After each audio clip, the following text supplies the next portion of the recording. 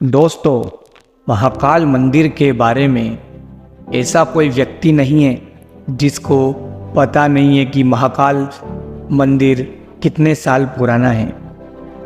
दोस्तों, कई लोगों के मन में यह सवाल ज़रूर उठता होगा कि महाकाल मंदिर का निर्माण किसने करवाया और फिर महाकाल शिवलिंग कितना पुराना है। तो चलिए हम आपको बता दें कि उज्जैन में स्थित महाकाल मंदिर की स्थापना द्वापर युग में नंद जी की 8 पीढ़ी से पहले हुई थी। बता दें कि मध्य प्रदेश के उज्जैन में स्थित महाकाल में हमेशा ही भक्तों की भीड़ उमड़ी रहती है, क्योंकि उज्जैन में मौजूद महाकाल का संबंध भगवान शिव से है और यह उज्जैन मंदिर 12 ज्योतिर्लिंगों में भी शामिल है। इसे पृथ्वी का नाभि स्थल भी कहा जाता है, क्योंकि इस मंदिर के शिखर में कर्क रेखा होकर गुजरती है। उज्जैन के महाकाल मंदिर का इतिहास। दोस्तों, आइए जानते हैं उज्जैन के महाकाल मंदिर का इतिहास। महाकालेश्वर मंदिर का पौराणिक इतिहास जुड़ा है। सभी के मन में यह सवाल जरूर उठता होगा कि महाकालेश्वर मंदिर की इतनी मान्यता है तो उसके पीछे प्रमुख वजह तो है। आज हम महाकालेश्वर मंदिर के पौराणिक कहानी के बारे में बताने जा रहे हैं। आइए जानते हैं आखिर महाकालेश्वर ज्योतिर्लिंग की उत्पत्ति कैसे हुई। महाकालेश्वर मंदिर के पीछे की कहानी क्या है। महाकालेश्वर ज्योतिर्लिंग की कथा। आइए जानते हैं दोस्तों महाकालेश्वर ज्योतिर्लिंग की कथा। महाकालेश्वर ज्योतिर्लिंग की उत्पत्ति के पीछे एक पौराणिक कथा जुड़ी हुई है। महाभारत, शिव पुराण और स्कंद पुराण में महाकाल के बारे में खूब वर्णन किया गया है। महाकालेश्वर मंदिर से जुड़ी कथा में भगवान शिव के परम भक्त राजा चंद्रसेन और गोप बालक का जिक्र मिलता है। एक बार राजा चंद्रसेन भगवान शिव की पूजा में अत्याधीन लीन थे। उस वक्त श्रीकर नामक गोप बालक विवाह से गुजर रहा था। राजा का शिव पूजन देख गोप बालक लालयित हो उठा। पूजा करने की इच्छा उसके मन में जा उठी। रास्ते में जाते हुए वह बालक पूजा सामग्री जुटाने में जुड़ गया। वह पूजा का सारा सामान नहीं जुटा सका, पर उसके मन में जागृत हुई वह इच्छा कम न हुई और उसने एक सामान्य पत्थर लेकर ही भगवान शिव की पूजा करना आरंभ किया। उसने पत्थर पर पुष्प, चंदन आदि अर्पित किए और राजा की ही भांति उपासना में डूबता चला गया।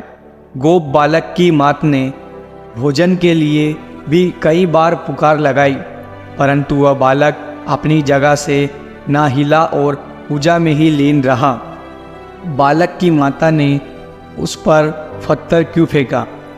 गोप बालक की माता ने उसकी हट देख अत्यधिक क्रोध आया और उन्होंने वह पत्थर उठाकर फेंक दिया।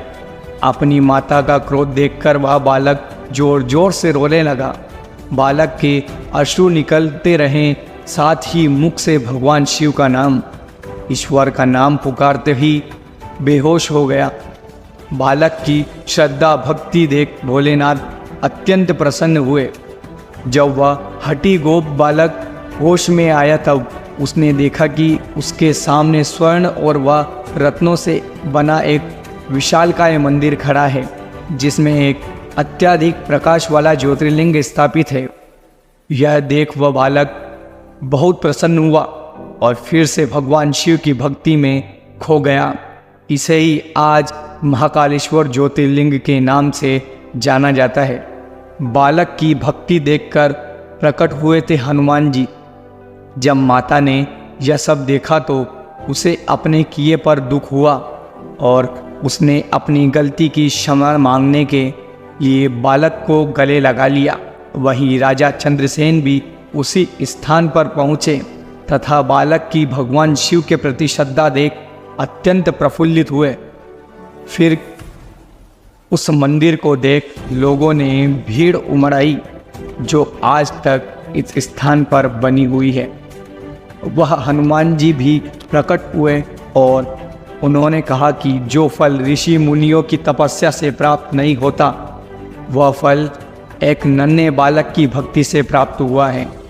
इसके बाद उन्होंने कहा कि इस नन्हे बालक की 8वीं पीढ़ी में नंद नामक गोप का जन्म होगा जिसमें एक भगवान विष्णु के अवतार श्री कृष्ण लेंगे और सभी का उद्धार करेंगे।